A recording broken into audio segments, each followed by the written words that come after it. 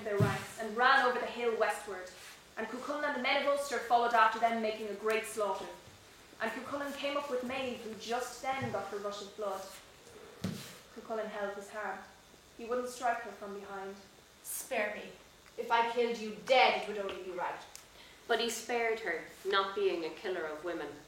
And what was left of the army of Ireland went over the great ford with Maeve and Ailill and Fergus, and they drew their shields of protection behind the men of Ireland, till they had got back to the Cruachan and Connacht, the place they had set out from.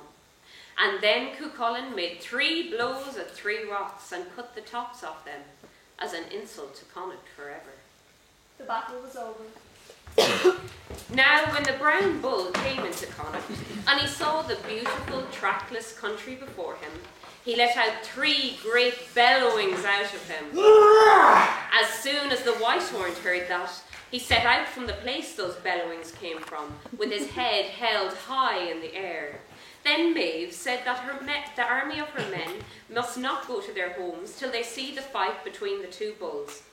And they all said that someone must be put to watch the fight, to give a fair report of it afterwards. And it is what they agreed, that Bricriu should be sent to watch the fight, because he had not taken any side in the war. I will go willingly. So he went out and took his place in a gap where he could have a good view of the fight. As soon as the bulls caught sight of one another, they pawed the earth so furiously that they sent the sods flying. They were trying to rush and to destroy one another for the whole length of the day. Such was Bricriu's death. And all through the night the men of Ireland were listening to the sound of their bells, and they go here and there all through the country.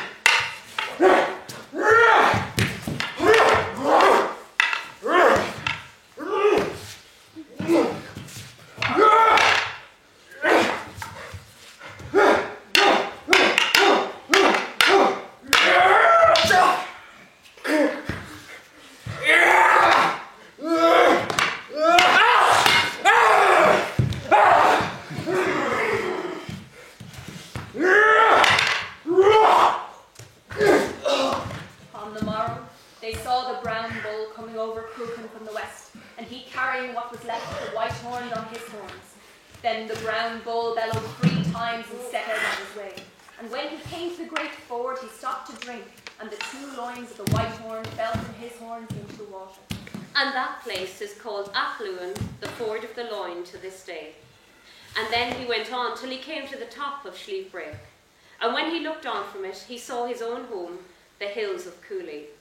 And when he got to his own place, he gave a loud bellowing of victory.